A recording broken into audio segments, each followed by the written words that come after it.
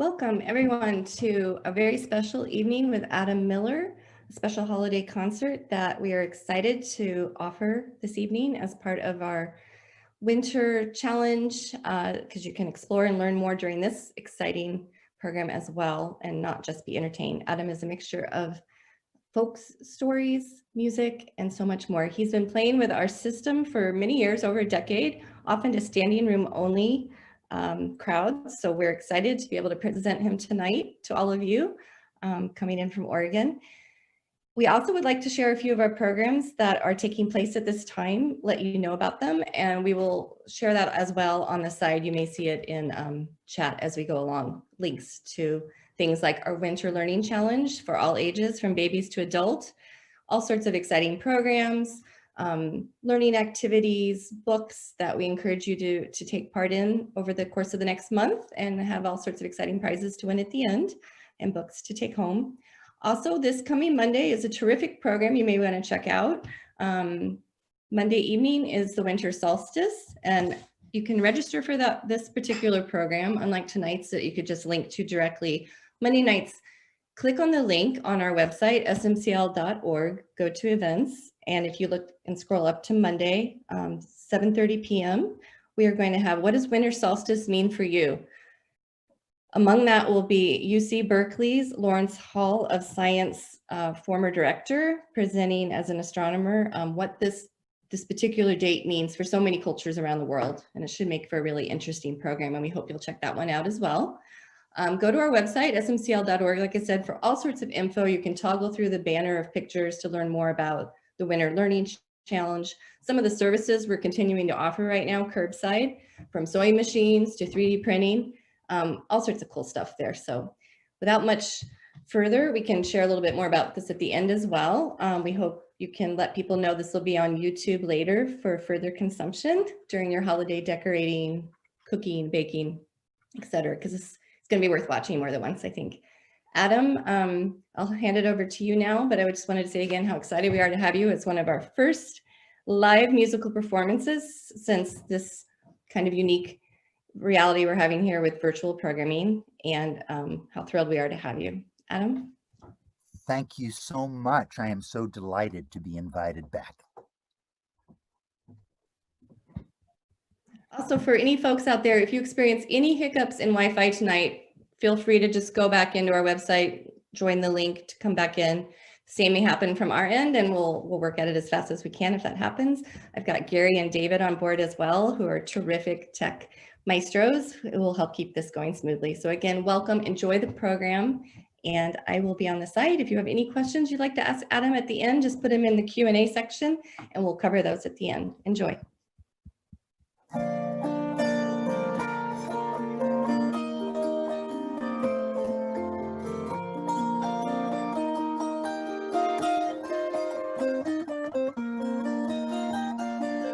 Well, let's go hunting, says Robin and Bobbin. Oh, let's go hunting, says Jack of the Can. Let's go hunting, says Daniel to Joe. Let's go hunting, says Billy Barlow. Well, what'll we hunt for, says Robin and Bobbin. Oh, what'll we hunt for, says Jack of the Can. What'll we hunt for, says Daniel to Joe. What'll we hunt for, says Billy Barlow. We'll hunt for the wren, says Robin and Bobbin. We'll hunt for the wren, says Jack of the Can. Hunt for the wren, says Daniel to Joe. Hunt for the wren, says Billy Barlow. Oh, and how will we shoot it, says Robin and Bobbin. Oh, how will we shoot it, says Jack of the Can. How will we shoot it, says Daniel to Joe. How will we shoot it, says Billy Barlow. Build us a cannon, says Robin and Bobbin. We'll build us a cannon, says Jack of the Can. Build us a cannon, says Daniel to Joe. Build us a cannon, says Billy Barlow. Oh, how we divide it, says Robin and Bobbin. How will we divide it, says Jack of the Can. How we divide it, says Daniel to Joe. How will we divide it, says Billy Barlow. Well, I'll take the drumstick, says Robin and Bobbin, and I'll take the wishbone, says Jack of the Can. I'll take the toe, says Daniel to Joe. Tailbone is mine, says Billy Barlow. Oh, and how will we cook it, says Robin a Bobbin. Oh, how will we cook it, says Jack of the Can. How will we cook it, says Daniel to Joe. How will we cook it, says Billy Barlow. Well, I'll broil the drumstick, says Robin a Bobbin, and I'll fry the wishbone, says Jack of the Can. I'll boil the toe, says Daniel to Joe. Tailbone raw, says Billy Barlow.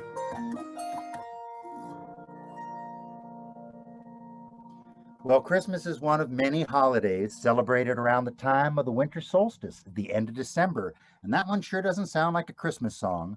I learned it from my mentor, Sam Hinton, who was born in Tulsa, Oklahoma on March 31st of 1917, and Sam said they used to sing that song when he was a little kid, and he didn't find out till decades later when he was a student at the university in the library looking that song up in a folklore book. He learned that that was actually an American parody of an old pagan holiday song from Wales called the Cutty Wren. It's been in a book since the year 1744, and it's probably a whole lot older than that. On the 26th of December, the day after Christmas, what we now call Boxing Day, it's St. Stephen's Day, and on the morning of December 26th, in parts of the eastern United States and Western Europe in the old days, kids would get up early in the morning and go out in the woods and look for big knobbly sticks so they could reenact an old pagan ritual of symbolic slaughter, killing the old year and ushering in the new by hunting a little songbird that sang even in midwinter, the European wren. The legend says that St. Stephen was hiding from his enemies 2,000 years ago, and a chattering wren betrayed his hiding place, so in retribution, the wren must die. So here are Christmas songs and songs for Christmas from American English-speaking folk tradition. They grew out of and were used in the old-time American Christmas celebration, not a celebration of Santa Claus and tinsel trees, but one of homespun worship and festivity. These songs are chosen for this program not just because they're great songs, but for the genuineness with which they express the Christmas attitudes and values of the people who sang them long ago in the communities of which they were a part. And I would like to thank the San Mateo County Library System for inviting me back to share this holiday program with you this evening. So here's a Christmas tradition that sounds a little bit like Halloween. When I was a kid, and still today, a lot of kids go out on October 31st door to door dressed in costumes asking for candy. Well, an old Christmas tradition that's been, enjoyed for some 800 years is going door to door on Christmas Day for a cup of wassail. Neighbors, now this is an adult sort of thing because kids don't like wassail. Wassail's made out of wine and spices and oranges and cider. It's not something kids like, but grown-ups would go door to door with an empty cup. In the old days, it was made out of wood or clay, and they'd hold up the cup, and the neighbors would fill up the cup with wassail. Then you drink the wassail and sing a wassail song. Consequently, we have dozens, maybe even hundreds of wassail songs. And here's one from the United States. This one was collected by John Jacob Niles. It's been in a book since 1857, so it's been around for a long time. And it says, "Wassail, wassail all over the town. The cup is white and the ale is brown. The cup is made from the old oak tree and the ale is made in Kentucky. So it's joy be to you and a jolly wassail." Wassail, wassail all over the town. The cup is white and the ale is brown. The cup is made from the old oak tree and the ale is made in Kentucky. So it's joy be to you and a jolly wassail. Good man, good wife, are you within? Pray lift the latch, let us come in. We see you sitting by a wee snug fire while we're out here in the muck and the mire. So it's joy be to you and a jolly wassail. Wassail, wassail all over the town. The cup is white and the ale is brown. The cup is made from the old oak tree. The ale is made in Kentucky. So it's joy be to you and a jolly wassail. Now there was an old woman and she lived in a house. She kept a pet, a tiny wee mouse. The night was cold but the house was warm, and a little bit of liquor won't do no harm. So it's joy be to you and a jolly wassail. Wassail, wassail all over the town. The cup is white and the ale is brown. The cup is made from the old oak tree and the ale is made in Kentucky. So it's joy be to you and a jolly wassail. So it's joy be to you and a jolly wassail. Kentucky wassail.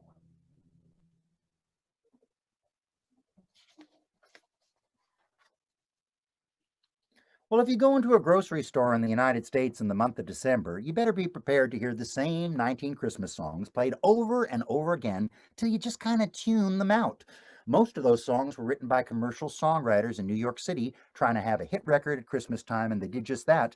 But you'll find that some of these songs are actually traditional, and there's one I'd like to play for you that you do hear in the grocery store. This one was written by a man named Adolphe Adam way back in 1843. In France, in Rougemont, they had renovated the church organ in the church there, and they commissioned Mr. Adam to write a new piece of music to be played on the renovated organ. So he wrote this melody in 1843, and 12 years later, a Unitarian minister in England named John Dwight put words to it, and it's been a Christmas song ever since. People frequently ask me how I became interested in folk music. Well, I'd like to tell you when I was very little, maybe 4 or 5 years old, my Aunt Marie would share her love of American folk music by giving me gifts of phonograph records of folk singers and their recordings, Oscar Brand and Pete Seeger and the Babysitters and the Weavers and that sort of thing. And my Aunt Marie is now 96 years old and she's at home watching this program today in Southern California. I'd like to dedicate this next song to you, Aunt Marie, and thank you for turning me on to this wonderful music. This is the one that we call "O Holy Night."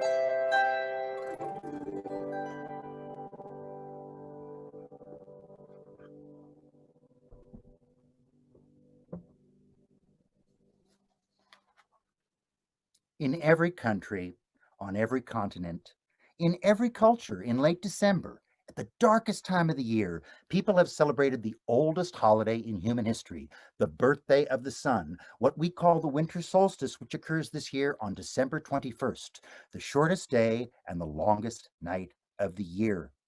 You know, as the year progresses and summer moves into autumn and autumn moves into winter, you may have noticed how the sun gets lower and lower in the sky.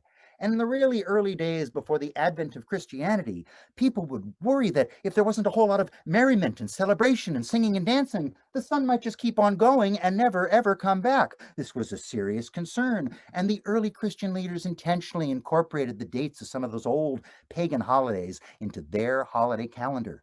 Having no accurate historical data as to exactly when Jesus was born, they moved this important Christian observance to the end of December, right near the winter solstice, which people have been celebrating for tens of thousands of years. And we have been celebrating Christmas at the end of December for about 1,700 years. Betty Ann Bowman and a group of African American women inmates at the prison, the state penitentiary in Parchman, Mississippi, sang the last month of the year for a WPA song collection project in 1939. This one was first recorded by the Heavenly Gospel Singers on a 78 RPM record back in 1941, and I learned it from my mentor, Sam Hinton. This is the one that asks, what month was my Jesus born in? And of course, the correct answer is the last month of the year.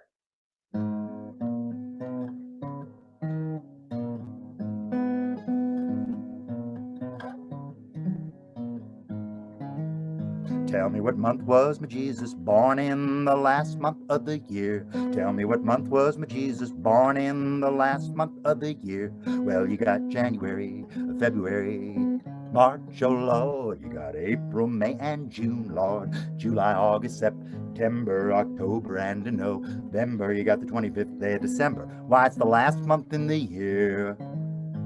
I'm talking about Mary's baby in the last month in the year. I'm talking about Mary's baby in the last month in the year. Well, you got January, February, March, oh Lord. You got April, May, and June, Lord. July, August, September, October, and November. You got the 25th day of December. Why, it's the last month in the year. He was born in an ox-stall manger in the last month in the year. He was born in an ox-stall manger in the last month in the year. Well, you got January, February, March, oh Lord. You got April, May, and June, Lord. July, August, September, October, and November. You got the 25th day of December. Why, it's the last month in the year.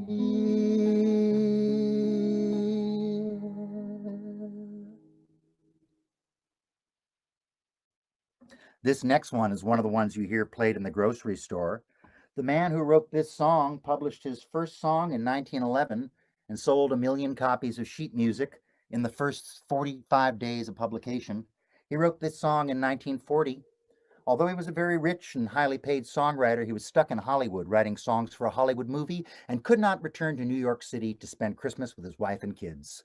He was stuck at the old La Quinta Hotel in Palm Springs, and he had a piano in his suite. So he wrote this song that turned out to be the most recorded song in the history of recorded music, but most people who recorded it left out the introductory verse that explained how the whole thing happened. The sun is shining, the grass is green, the orange and palm trees sway. There's never been such a day in Beverly Hills, LA. But it's December the 24th, and I am longing to be up north.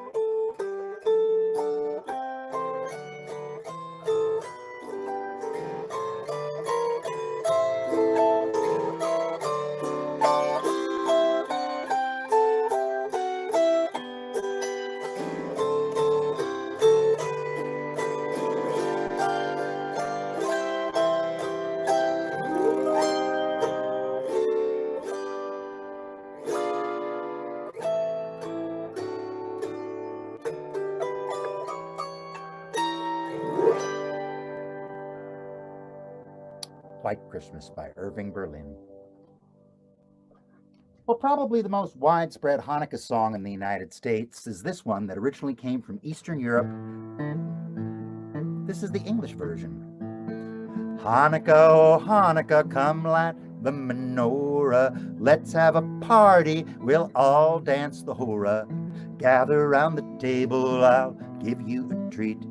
Dreidels to play with and latkes to eat. And while we are playing, the candles are burning low. One for each night they shed a sweet light to remind us of days long ago. One for each night they shed a sweet light to remind us of days long ago.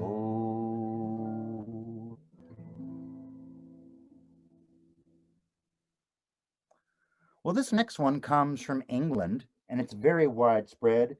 There are dozens of melodies and versions of the one called the Cherry Tree Carol, which discusses Jesus' first miracle, which he performed before he was even born.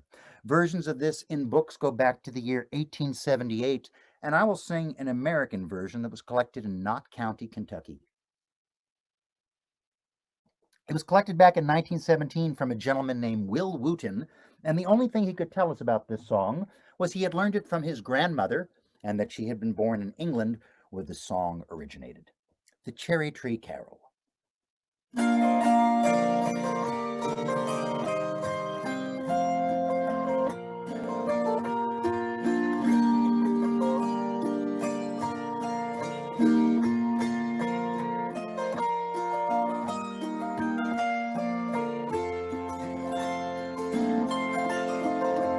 When Joseph was an old man was he. He married Virgin Mary, the Queen of Galilee. He married Virgin Mary, the Queen of Galilee. As Joseph and Mary was walking one day, here are apples, here are cherries, sweet Mary did say. Here are apples, here are cherries, sweet Mary did say. Then up spoke Virgin Mary, so meek and so mild, Joseph, gather me some cherries, for I am with child. Joseph, gather me some cherries, for I am with child. But Joseph flew in anger, and in anger flew he. Let the father of your baby gather cherries for thee. Let the father of your baby gather cherries for thee. Then up spoke baby Jesus from his mother's womb. My mother wants some cherries, so cherry tree bow down. My mother wants some cherries, so cherry tree bow down. And the cherry tree it bowed down so low to the ground, and Mary gathered cherries while Joseph stood around. And Mary gathered cherries while Joseph stood around. Then Joseph took Mary all on his left knee. Oh, what have I done, Lord, have mercy on me. Oh, what have I done, Lord, have mercy on me.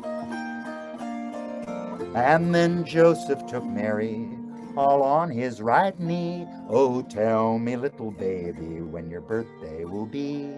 Oh, tell me, little baby, when your birthday will be. On the 6th day of January, my birthday will be, and the stars in the firmament will tremble with glee. And the stars in the firmament will tremble with glee.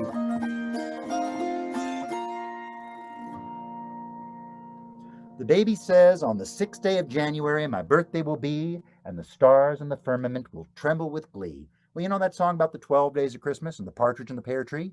Well, if you start on December 25th and you count 12 nights, January 6th is the 12th night of Christmas. And before we switch from the Julian calendar to the Gregorian calendar a few hundred years ago, lots of people celebrated Christmas on January 6th.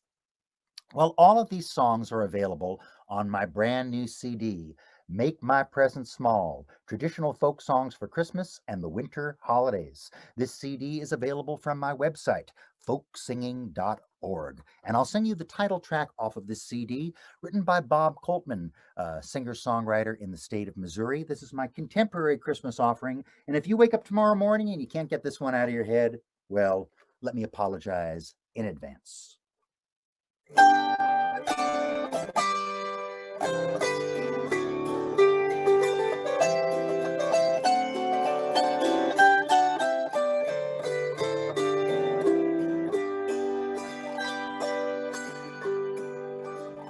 Now, Santa Claus, I'm writing you with extra special care.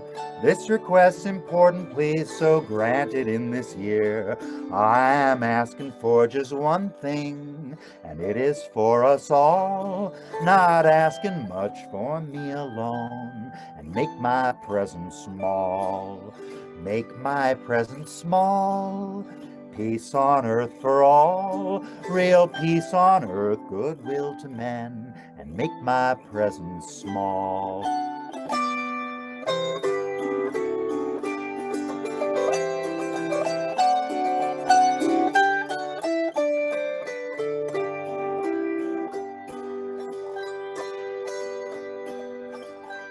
I know I've asked in other years for trains and other toys, but this year won't you just bring peace to all the girls and boys? To hungry kids, please bring 'em food. To chilly ones, bring fire. And Santa, just bring peace on earth, all for the heart's desire. Make my presents small, peace on earth for all. Real peace on earth, goodwill to men. And make my presents small.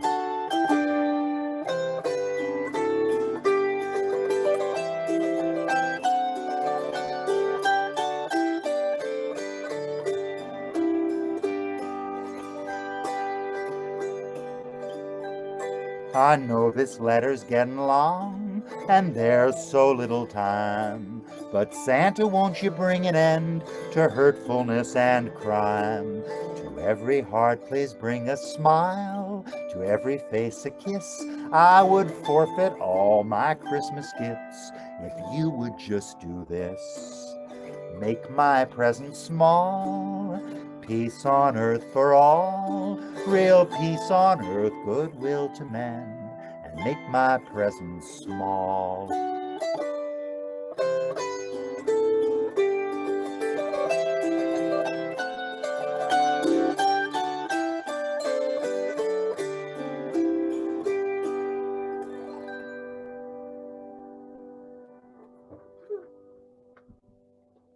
This next one is by the revered Russian classical composer Peter Tchaikovsky. In the last year of his life, in 1892, he only lived to be 52 years old, he wrote a new ballet which premiered in St. Petersburg on December 18th of 1892, and it was not successful. But after his death in the 20th century, it became very important to American ballet, because even in the year 2020, 2 out of $5, 40% of the revenue derived by all ballet companies in the United States of America, come from December performances of the Nutcracker Suite Ballet. And so I'll play you one of the wonderful tunes Mr. Tchaikovsky wrote for that. If you're familiar with the show, this is the part of the story where, through an act of magic, the toys come to life.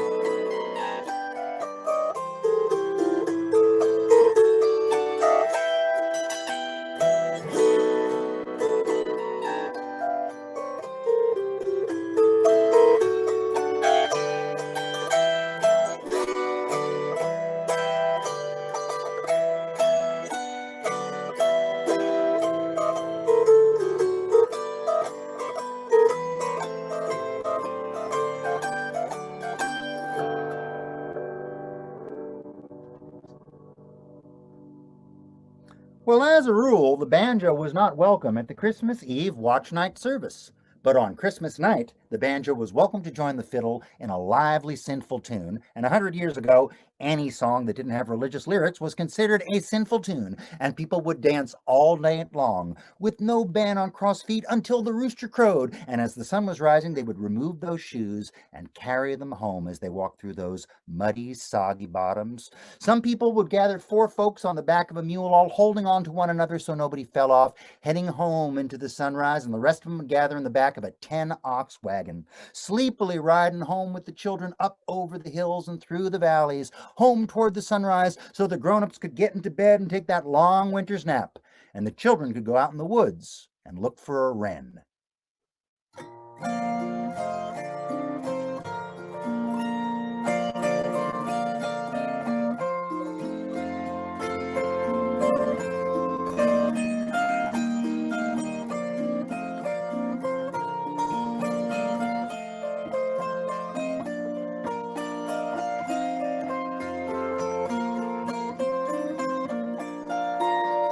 On a night like this, a beautiful babe was born.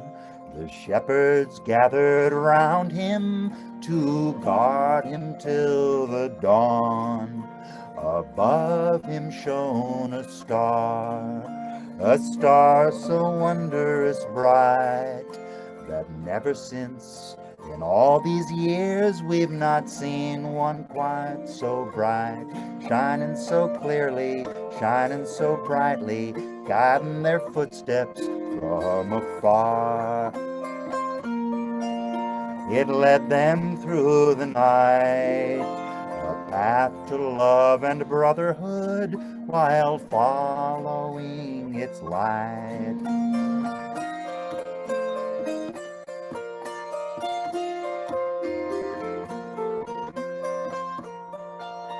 So come with us tonight and join us on our way, for we have spent the star again to light a better day. Although throughout the land some search the skies in vain, but turn that glance within their hearts, they would find that star again, shining so clearly, shining so brightly, guiding their footsteps from afar. It led them through the night, a path to love and brotherhood, while following its light.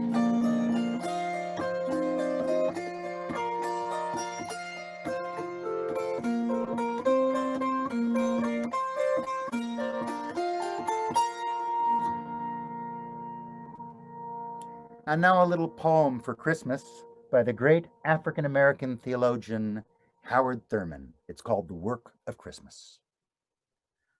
When the song of the angel is stilled, when the star in the sky is gone, when the kings and the princes are home, when the shepherds are back with their flocks, the work of Christmas begins. To find the lost, to heal the broken, to feed the hungry, to release the prisoners, to rebuild the nations, to bring peace among brothers, to make music in the heart.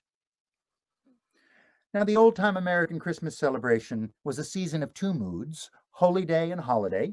There was singing and dancing, and there was praying and worship, and there was music for both. This one comes from Mississippi. I've never found it in a book, and I've never found it on a recording. I know that Mississippi sister Thea Bowman used to sing it in her time, and I learned it from my mentor, Sam Hinton. It's on the new CD. It's called Poor Little Jesus, an African-American spiritual from the state of Mississippi.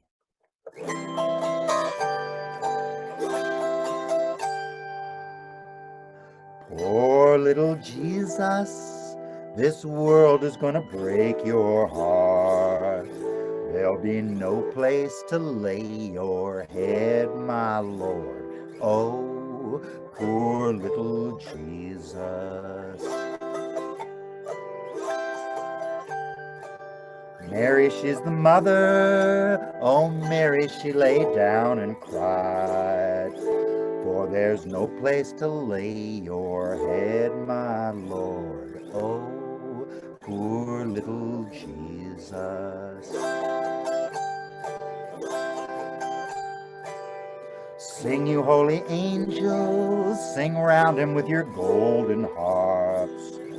For one day he will die to save this world. Oh, poor little Jesus.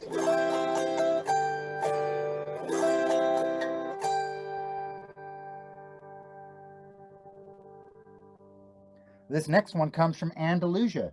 It's widespread among children who speak Spanish on both sides of the Atlantic, and I learned it from the singing of Dave Para and Kathy Barton, the one about the chocolate burrow.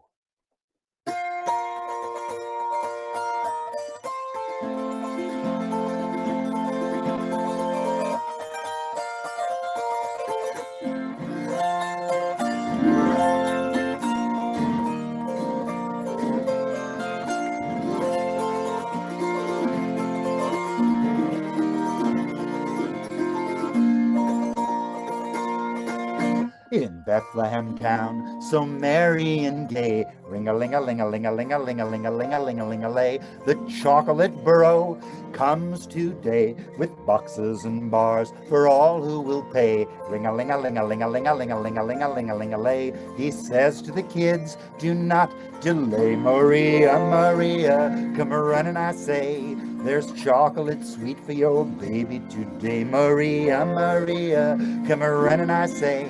There's chocolate sweet for your baby today.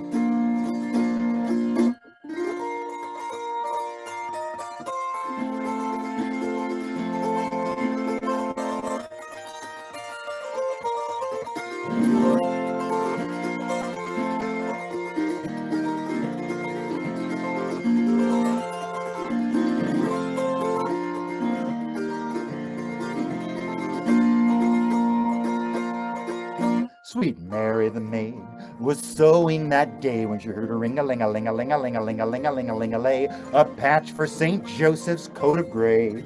She did not look up, her eyes did not stray to the ring-a-ling-a-ling-a-ling-a-ling-a-ling-a-ling-a-ling-a-ling-a-ling-a-lay. She knew that for sweets she could not pay. Maria, Maria, come running, I say. There's chocolate sweet for your baby today. Maria, Maria, come running, I say. There's chocolate sweet for your baby today.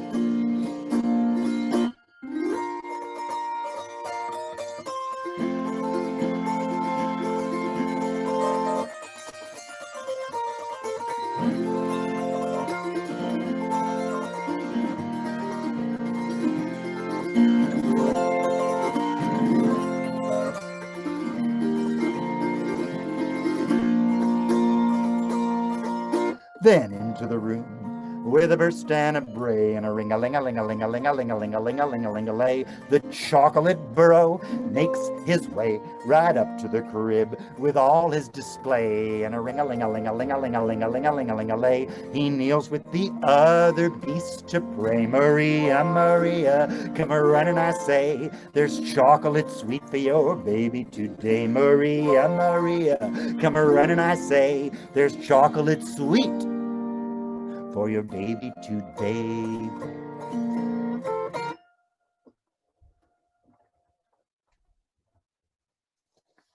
Here's another one from the CD, and this is an African-American spiritual from the Georgia Sea Islands in South Carolina.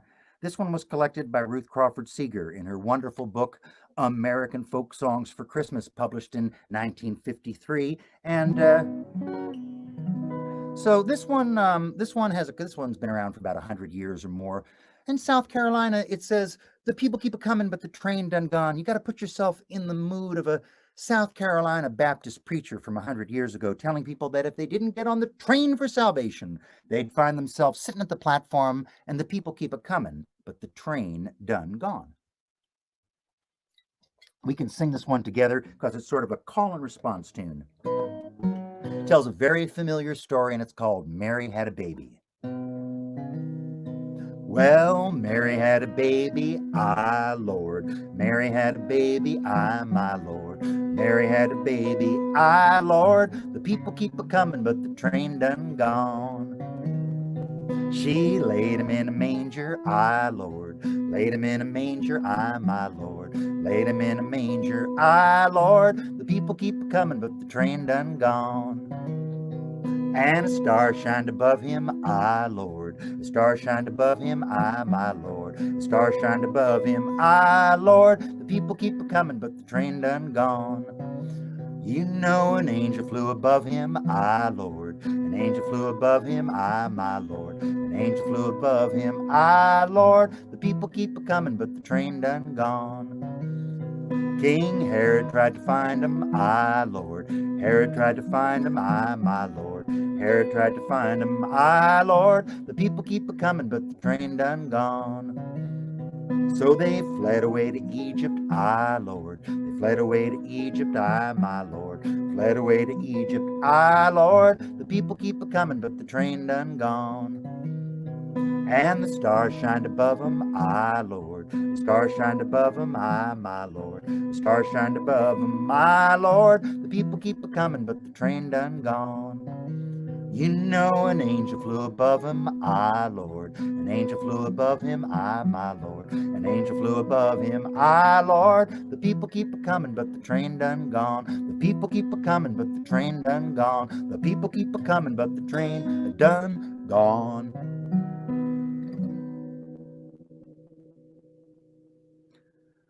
Well, the next song was written by a contemporary singer-songwriter whose name is John McCutcheon. He found the story in a library book published in 1927 by a man named John Jacob Niles called The Singing Soldiers. It tells a true story that happened in 1914, the first year of the First World War, as the Germans were fighting the English in France on Christmas night, December 25th, 1914. And it's called Christmas in the Trenches.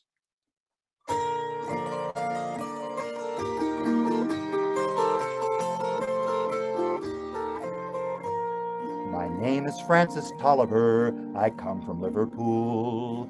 The First World War was waiting for me when I finished school. To Belgium and to Flanders, to Germany to here, I fought for king and country I loved dear.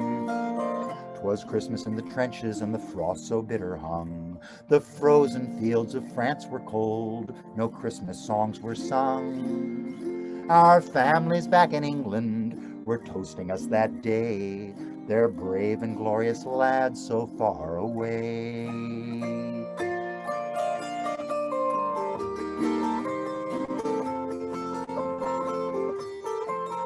I was lying with my messmate on the cold and rocky ground, when across the lines of battle came a most peculiar sound. Said I, now listen up, me boys, each soldier strained to hear, as one lone German voice rang out so clear. He's singing bloody well, you know, my partner said to me. Soon one by one each German voice joined in harmony. The cannons rested silent, and the gas clouds rolled no more, as Christmas brought us respite from the war.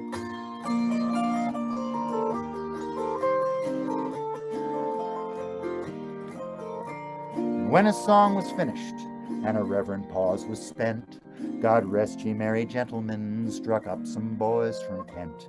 The next they sang was Stilly Not, 'tis silent night, says I, and into tongues one song lit up that sky.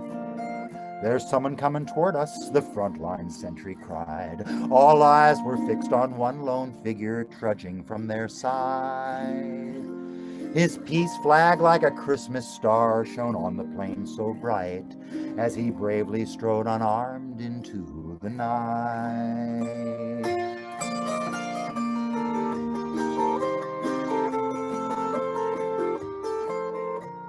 Then one by one on either side walked into no man's land. With neither gun or bayonets, we met them hand to hand. We shared some secret brandy, and we wished each other well. And in a flare-lit soccer game, we gave 'em hell. We traded chocolates and cigarettes, and photographs from home. These sons and fathers far away from families of their own. Young Sanders played his squeeze box, and they had a violin, this curious and unlikely band of men.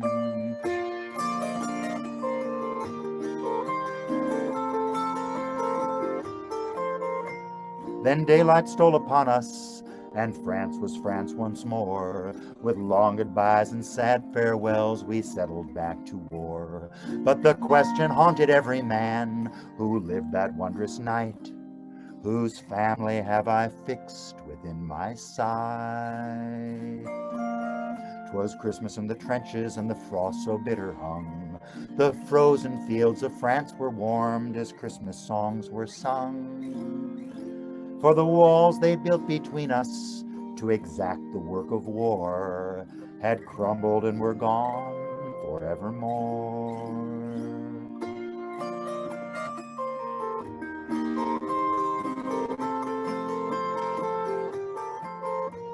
My name is Francis Tolliver, in Liverpool I dwell. Each Christmas come since World War I, I've learned the lessons well, that the ones who call the shots won't be among the dead and lame. And on each end of the rifle, we hear the same.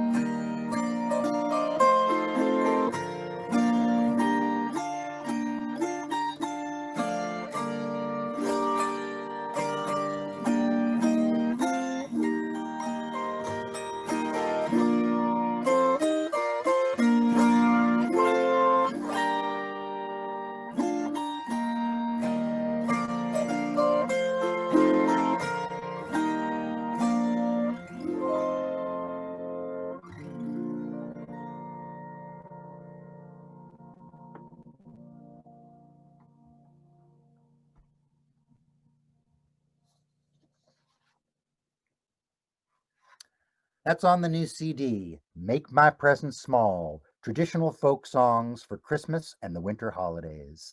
My new CD, Make My Presents Small, is the perfect Christmas gift. A real three-dimensional physical CD that can be autographed and stuffed in a stocking, wrapped and placed under the tree as a gift, and passed on to children and grandchildren to be enjoyed over and over again for years to come. The album contains 3 pages of descriptive liner notes that explain how these folk songs traveled through history and how history traveled through these folk songs. Last year, I was the recipient of the Storytelling World Resource Award, and the new CD contains my acclaimed holiday story, Elizabeth Cotton and the Old Christmas Hum, and it's available from my website, folksinging.org, folksinging.org.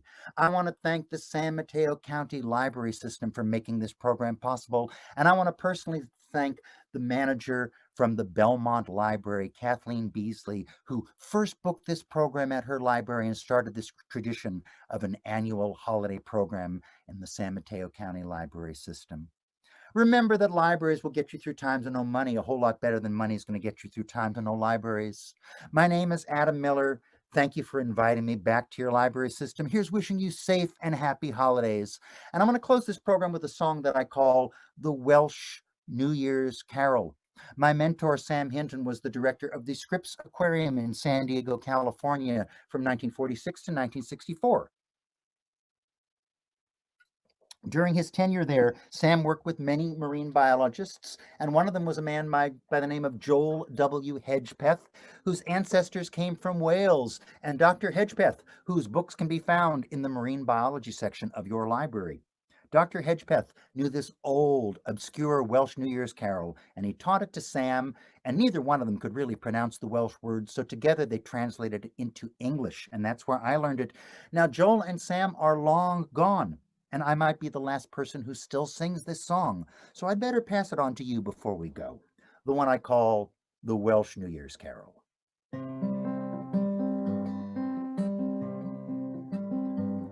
The old year is sadly now taking its flight. The heavy clouds gather and deepen the night.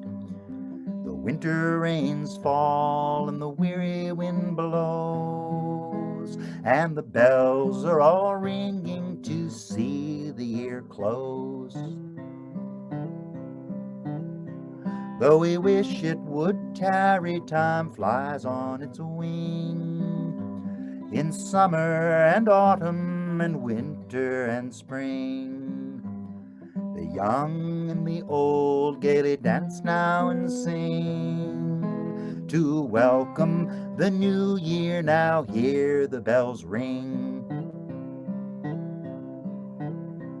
And now we must welcome the coming new year, and all greet each other with tidings of cheer.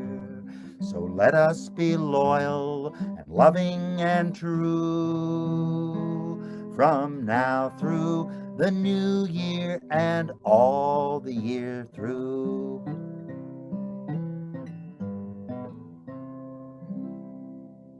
Thank you so much. Thank you, Adam. That was spectacularly beautiful. I really love the way you interweave the stories behind the songs and have shared such richness to them and unique songs too. We have some fun questions for you that have been streaming in.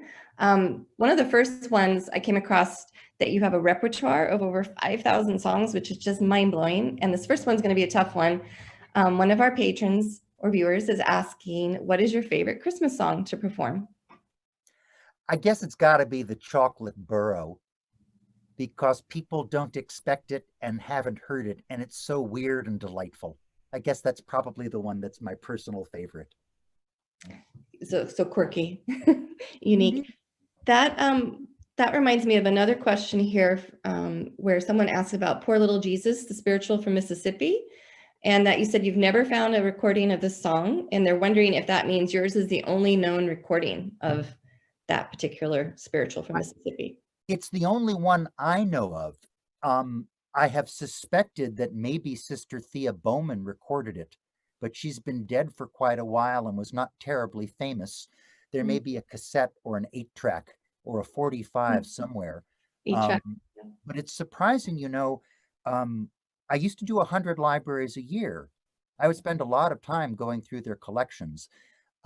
It's exceptional for me to say that I know a song I haven't found in a book. It doesn't happen very often, and that's such a beautiful and memorable song. Mm-hmm. Very nice. I was struck with your various CDs, and one of them really piqued my interest, the one about songs for this time of selfies. Do you want to share a little bit more about that and some of your...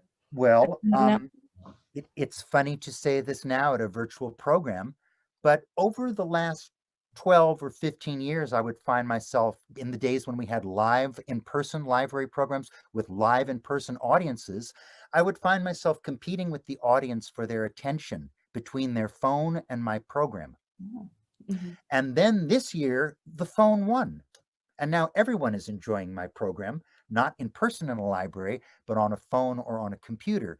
So when I made that CD 3 years ago, I titled it, The Radio's Taking Our Songs Away, the Irrepressible American Folk Song in the Age of the Selfie. And I guess that's kind of old news now. That's a CD from an older period in history.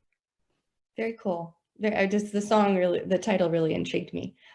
We have several people asking if you could share a little bit more about your auto harps and also what the buttons do. And I'm interested too in knowing like what started you on an auto harp. Well, I have to thank Aunt Marie, who's 96, because I still have all the records she gave me. You can't see them. They're just off camera here on a big shelf. But she gave me a record of the Babysitters, probably in 1964. And that's where I heard my first auto harp played, on that record of the Babysitters. Alan Arkin, who became a famous actor, he was in the Babysitters before he became a movie star. He was a children's entertainer. And so I started playing the auto harp, I guess, about 30 years ago, and found that it was just different and weird enough that I could say to people, if you saw a guy play in a library with an auto harp and a straw hat, it was me. And I've now played in some 2,000 libraries and can defend that territory. So I'm using 3 auto harps in this program. And this first auto harp that I used for a number of the songs, including the Chocolate Burrow, has a 7-note scale. It's that diatonic scale that we all know from the song From the Sound of Music. Do, a deer, a female, that's do, re, mi, fa, sol, la, ti, and then it hits do again, do, do. That 7-note scale, if you sat at a piano and played from the key of C on the white keys, da, da, da, da, da, da, da, da, that's the scale on this harp. And so this is called a diatonic harp. And this one is an old Oscar Schmidt Wildwood flower from 1986 with a set of card bars made by the late, great Mark Faculty of Zephyr Hill, Florida. And I love this harp, and I love the sound of this particular harp. This other harp here was made by the late George Orthy. It's made out of a mulberry tree that came from Virginia, about 300-year-old tree. And a lot of the songs I play on this one has a lovely Sitka spruce top. And this is in 2 keys. It has an 8-note scale. And then the third harp I used in this set is a chromatic harp, also built by Mr. Orthy, out of a walnut tree. that came from, I believe, Virginia. And this is what you call a chromatic harp, which means it has all the white keys and black keys on the piano. It has all the half notes for that full 12-note chromatic scale.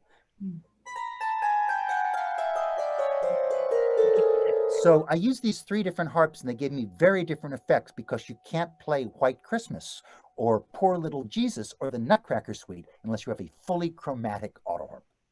And all of these auto harps, I'm using electrical pickups and plugins because I'm trying to make it loud enough for you folks to hear it at home without cluttering up the screen with a microphone. Awesome. Fantastic. And if you want to know, the auto harp was invented in the 1880s by a man named Carl Guter, who had 9 children. So you probably have a neighbor like him, and when they finally get the kids to sleep, they go off in the shed and do their best work. And it's based on what's called the Old European zither, which is the same instrument without the chord bar buttons. And that was popular in Western Europe for at least 500 years. And there's still a zither newsletter in the United States. Wow, that's fascinating. And like you said, interesting that it was invented by someone without many children, getting his sanity through that. We have some mentions on some of your songs. Somebody very much loved the Welsh New Year song. Oh, I'm so glad. Also, the Christmas in the Trenches, that made me think of a movie, which I want to remind everybody that on our library, through our website, you can get movies like this unique one called Joyous Noel or Joya Noel, and it is about that very story. It's so beautifully reflected in that song. We have another patron asking about taped webinars, and if you offer some for schools. She's mentioning the background stories are great and that upper elementary school students would love learning about history and music. I noticed you've played it just over to 1 million students or more through school assemblies. I played for 1.5 million students at some 7,500 school assemblies. I used to do 300 schools a year. And for a while, I did all of those in the state of California. 20 years ago, I could do 300 schools without leaving California. I did my last school assembly on February 20th, and it was the first one I had in a year. School assemblies are gone. Wow. And I'm wondering if in this time of virtual programming, if I will ever come back, because I have a very deep repertoire of educational programs for children, so we'll see, but things change. And I'm very grateful to those years doing those schools. I saved my money and paid off my house. And finally, at the end of that tenure, found myself working exclusively in public libraries. Interesting. So if someone would like to get access to something like that, they could just go to your website and maybe reach out. There's a whole page for schools on my website, folksinging.org. And I probably have more references on school campuses than anyone alive today. Amazing. We have another patron asking where you record your albums at and how long it took you to make your most recent one, Make My Present Small. Well, since I left California, I found it was too difficult and too expensive to go back and record with people in the Bay Area. Just the hotels would kill me. And I researched and found that up here where I live, about an hour from my home, is an incredibly gifted fellow named Billy Barnett at Gung Ho Studios, who does all the recording for the symphony. And I never had my voice or my auto harp sound as good as recording with Billy. And if I ever make another album, I'll certainly work with him. I love the way the new album sounds. I'm most pleased with this latest CD, Make My Present Small, in terms of how the voice and the auto harp are recorded. He did a great job. I'm looking for it. I want to get that. I loved it. Such a beautiful program. We had some people from Florida that wanted to thank you for a delightful performance. Great. So we've got people tuning in from all over, which is exciting. Hercules as well. They just thoroughly enjoyed this. And somebody has mentioned that you should donate your Chocolate Burrow song to the Smithsonian, maybe, if it's, it's so rare and not recorded. Well, I know of at least one recording of Chocolate Burrow, and if I'm not mistaken, I think that the earliest recording was like the Ray Khan of Singers or something, a very square, corny recording of that. But kids just go nuts for that song, and they come back a year later and they want to hear about the Chocolate Burrow. Somehow this was omitted from our Christmas education. No, most of us had never heard that story before. Exactly. We have someone else who wants to share with you that they're excited that the phone won this year. They love being able to see you and hear you while sheltering in place. So some positives to obviously this changed world we're in this year. is in some ways people who can't get out get to enjoy performances like this too, that they might not have gotten to in the past. What I find most fascinating is that often you would perform at the Belmont branch and people in San Carlos would say, oh, I missed your show. When are you going to play our library?